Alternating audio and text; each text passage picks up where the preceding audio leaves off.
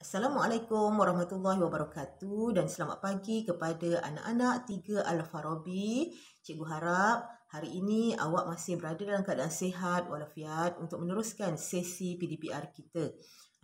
Baiklah, untuk bahasa Melayu pada hari ini kita akan belajar lagi satu tajuk yang baru iaitu berkaitan dengan simpulan bahasa. Simpulan bahasa ini adalah satu aspek seni bahasa dalam bahasa Melayu. Baiklah, kamu akan pelajari ataupun kemahiran pada hari ini ialah bercerita dengan menggunakan gaya bahasa yang indah dan santun bagi simpulan bahasa. Kita nak tahulah pasal simpulan bahasa ni apa. Walaupun cikgu tahu masa tahun 1 dan tahun 2 kamu telah mempelajarinya, kita belajar lebih lanjut lagi. Baik, cikgu nak tunjukkan awak kat sini. Apa itu simpulan bahasa? Kita tengok sama-sama. Simpulan bahasa ialah perkataan yang terdiri daripada 2 perkataan atau lebih. Ingat, simpulan bahasa ni dia ada 2 perkataan ataupun lebih. Simpulan bahasa mempunyai maksud yang berbeza daripada makna perkataan yang membentuk kata tersebut. Dia ada 2 perkataan dan mempunyai apabila dia jadi simpulan bahasa, dia mempunyai maksud yang berbeza daripada maksud perkataan asal itu. Baiklah, cikgu akan tunjukkan contoh. Contoh simpulan bahasa. Okey, di dalam kotak itu, di dalam kotak yang warna merah tu, cikgu dah tunjuk kat awak contoh. Contoh ulat buku. Dia 2 perkataan. Asalnya dia 2 perkataan. Ulat ialah ulat. Ulat yang awak tengok kat pokok-pokok kan, kadang-kadang ada ulat. Itu maksud ulat. Yang kedua buku.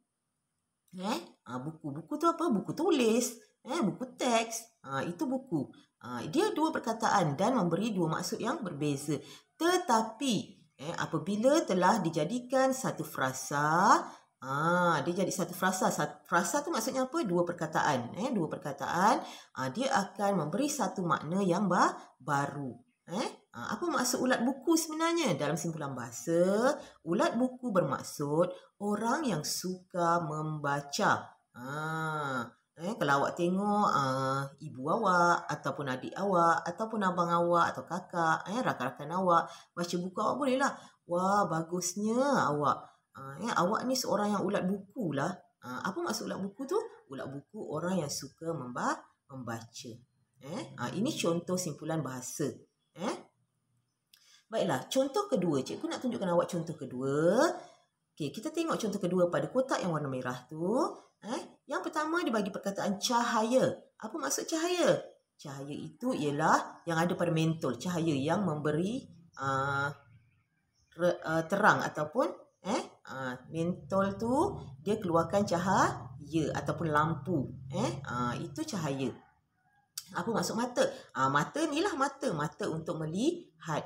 Ini 2 perkataan yang maksudnya berbeza. 2 perkataan yang maksudnya berbeza.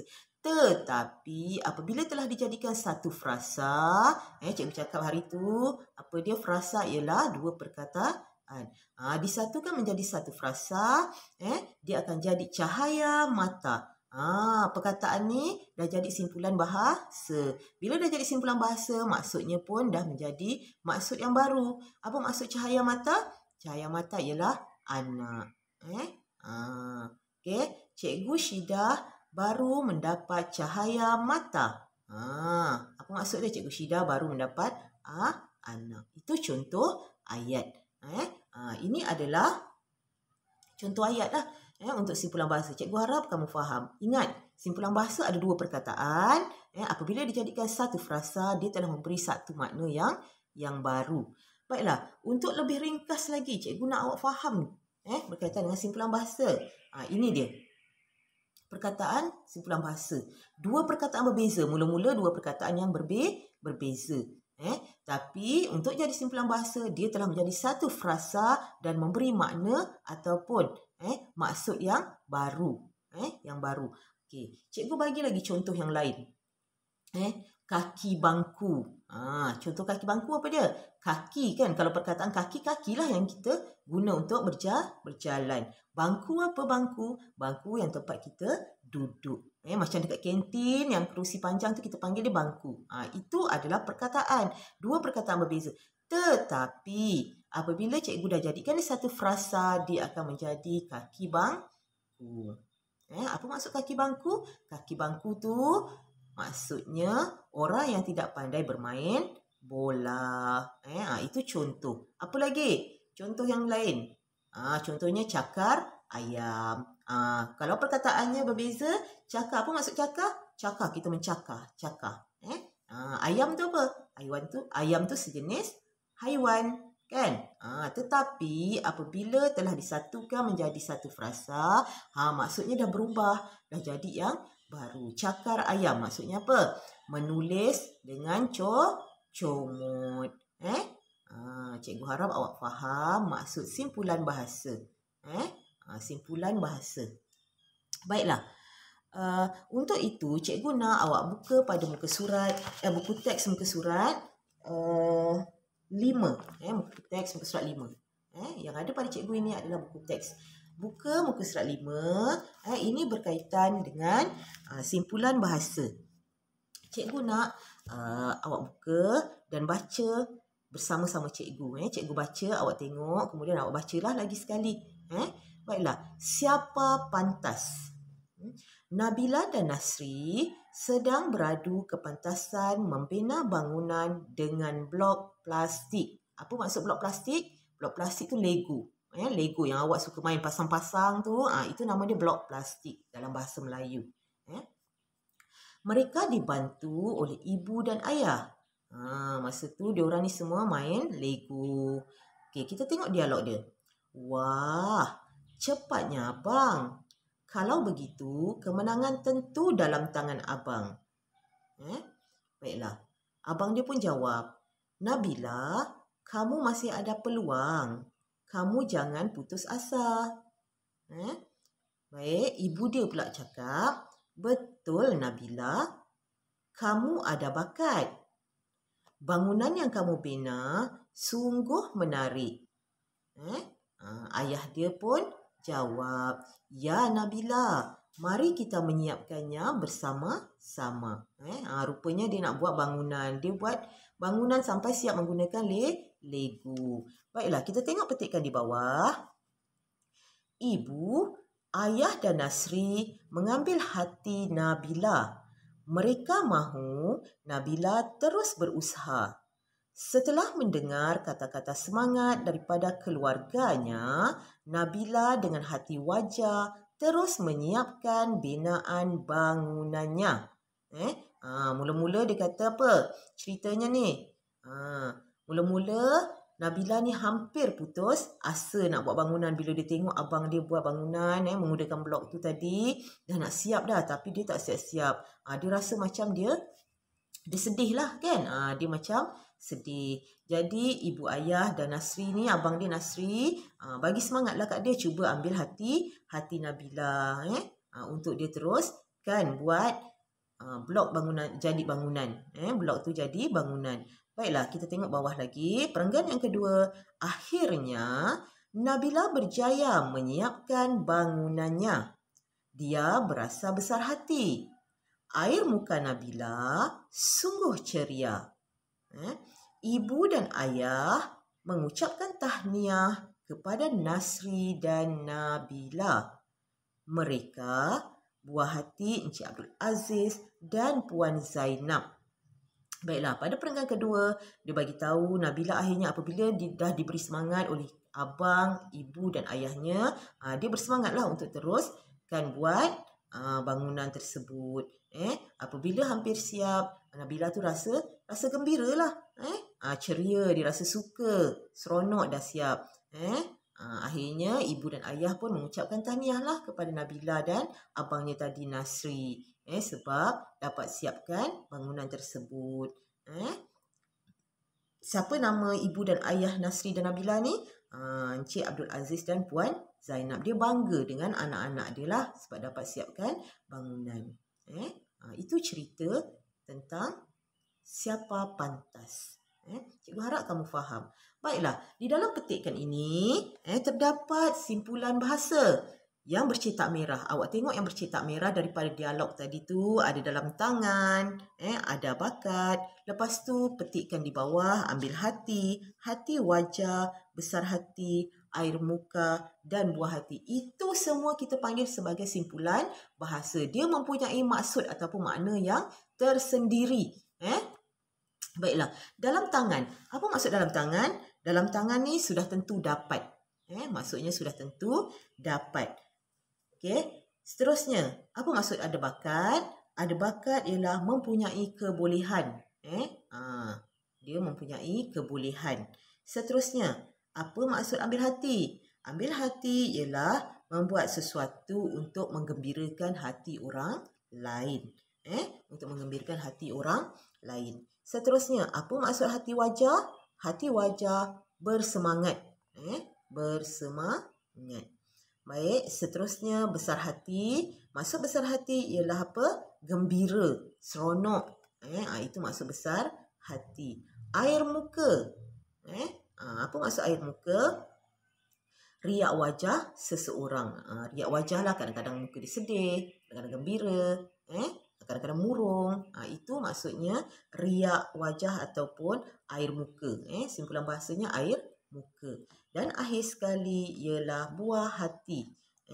Buah hati maksudnya apa? Orang yang disayangi. Ataupun orang yang dikasihi. Itu semua simpulan bahasa. Itu semua simpulan bahasa. Awak baca semula, petikkan. Nanti awak faham maksud dia apa. Di dalam info bahasa, di dalam petak yang warna kuning tu, kalau awak tengok dekat buku teks awak, dia ada terangkan juga simpulan bahasa apa dan maksud dia apa. Baiklah. Cikgu harap kamu jelas dan faham. Kalau kamu tak faham, kamu baca semula maksud simpulan bahasa yang cikgu beri pada slide yang awal-awal tadi. Okey. Ini untuk simpulan bahasa. Jadi selesai cikgu beri makluman ataupun cikgu terangkan berkaitan dengan simpulan bahasa, cikgu harap kamu faham. Kita akan buat sedikit tugasan. Kita akan buat sedikit tugasan. Yang pertama, apa dia tugasan awak pada hari ini? Salin nota pada slide yang ditunjukkan dengan kemas.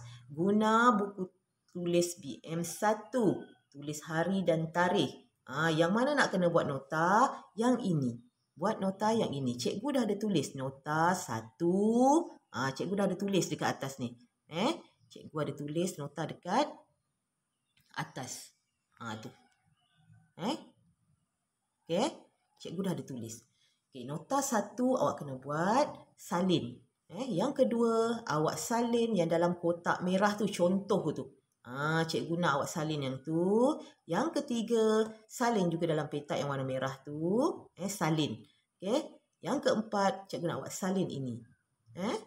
Itu dia yang cikgu nak awak salin. Salin dalam buku BM1. Kita dah gunakan buku BM1 dah beberapa kali dah. Dah 2 kali. Yang pertama berkaitan dengan ayat tunggal dan ayat majmuk. Yang kedua berkaitan dengan tulisan berangkai. Dan yang ketiga pada hari ini, cikgu nak awak guna buku yang sama menulis ataupun menyalin nota ini juga. Okey. Tulis tarikh, tulis hari, tulis dengan kemas. Jangan comot-comot. Baiklah, selesai awak buat itu, nota tu tadi, cikgu nak awak sambung lagi, salin semula simpulan bahasa bercetak merah yang terdapat dalam buku teks beserta maksud pada buku tulis yang sama. Dalam buku yang sama juga, buku tulis yang sama, awak salin. Salin yang mana pada buku teks tu? Tulisan yang bercetak merah tu. Tadi dalam simpulan bahasa tu, awak salin dengan maksudnya sekali. Itu sahaja. Tak perlu salin petikkan, tak perlu. Cikgu minta tulisan yang warna merah sahaja. Tulisan warna merah itu adalah simpulan bahasa. Tulis sekali maksudnya. Okey. Cikgu harap kamu faham. Tulis ini dalam buku yang sama tadi. Dan akhir sekali, untuk makluman awak, minggu depan kita akan bercuti pada hari Ahad. Kita akan cuti bermula pada hari Rabu, Khamis sehingga hari Ahad. Jadi latihan semasa cuti, cikgu berilah sedikit latihan masa cuti. Luangkan sedikit masa untuk awak buat latihan. Okey, latihan yang cikgu beri ialah siapkan latihan pada buku latihan aktiviti jilid 1. Awak telah dapat buku teks dan awak dapat buku latihan aktiviti. Buku aktiviti pun ada 2. Satu jilid 1, satu lagi jilid 2. Cikgu nak awak keluarkan buku jilid 1 dan awak buat pada muka surat 1, 2, 3 dan 4. Yang cikgu suruh awak buat ni semua cikgu dah ajar dan cikgu terangkan. Awak dah salin nota dah. Berkaitan dengan ayat majmuk dan ayat tunggal, berkaitan dengan tulisan berangkai dan berkaitan dengan simpulan bahasa. Cikgu akan bagi awak buat apabila awak telah belajar tajuk tersebut. Jadi cikgu nak awak siapkan. Kerana apa? Kerana selepas raya Cina nanti, naik raya Cina, selepas cuti, cikgu akan kumpulkan buku-buku tersebut untuk cikgu tanda. Waktunya bila? Waktunya akan cikgu maklumkan kemudian. Yang pasti selepas naik cuti hari raya Cina, cikgu akan minta. Dan cikgu akan kutip untuk cikgu tanda. Baiklah. Cikgu harap kamu jelas. Untuk aktiviti salin nota tu dan salin semula tulisan simpulan bahasa yang bercetak merah. Selepas awak siap 2 ni, cikgu nak awak hantar